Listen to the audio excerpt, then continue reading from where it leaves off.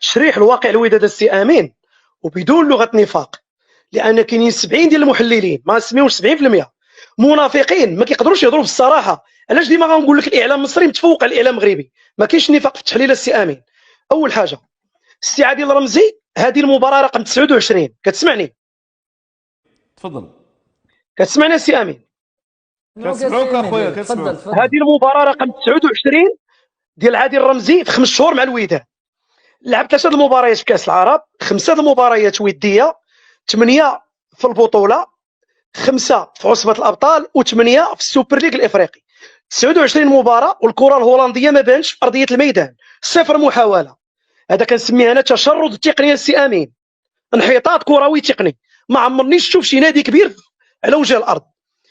الا كان المكتب المسير كيحترم الجمهور ديال فريق الوداد، هذا الكلام اللي ما قادر يقولو حتى واحد، انا كنقول رمزي اعتبرني عدو ديالو اليوم.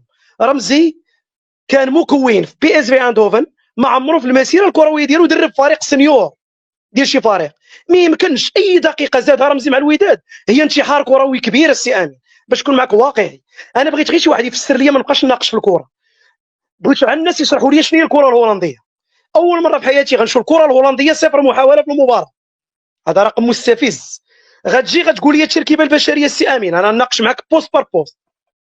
العملود، عطيه الله جبران، لاعبين دوليين في المنتخب، داو عصبه الابطال، ونجم لاعب فاز بعصبه الابطال، مترجي فاز بعصبه الابطال.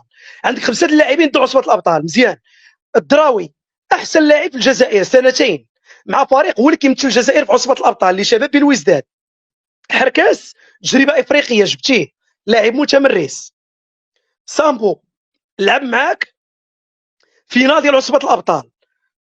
فين هما اللاعبين ضعاف ماشي في قيمه الوداد؟ نقدر نختلف معاك، الانتدابات اللي كانت البعض منها ماشي كلشي خايب، الهوني كنعرفوا القيمه الكرويه ديالو ماشي في المستوى. انت السي المدرب ملي كيكون المهاجم اللي انتدبت لك الاداره ماشي في مستوى، كتجتهد وكتغير من النمط ديال الخطط. راه كاين مدربين كيلعبوا بلا تسعود. راه غوارديولا ما كانش عنده هالاند ودا البريمير ليغ بلا افا سونتر، هذا ماشي مبرر. المدرب كيجتهد كيغير خطط وسط المباراه.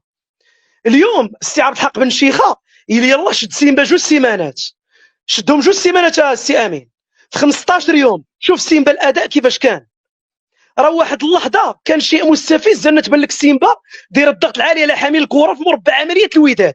هذه راه اهانه في حق كره القدم الوطنيه، وانا كنعتبر سيمبا فريق عادي جدا. تصور الضغط على حامل الكره في مربع العمليات. اسمح لي السي امين، الوداد خصها مدرب في الكاليبر ديال الوداد. الناس فاش تطرح الاسم في الصيف ديال عبد الحق بن شيخه ولا بن زرتي، ناضوا الكتائب الفيسبوكيه كيحاربوا هاد الاسمين وحاربوا مدربين كبار بحال عموته. راه معروفين شكون هما هادو. انا كنقسم لك بالله السي امين ولادي حرام عليا ما كنعرف حتى شي واحد في المكتب مسير الوداد ولا عندي الرقم ديال شي لاعب في الوداد. اللي بغى يتقبل هضرتي مرحبا، اللي ما بغاش مرحبا. المحللين خصهم يناقشوا هاد الفداحه التقنيه اللي جاب بها عادل رمزي لفريق الوداد البيضاوي.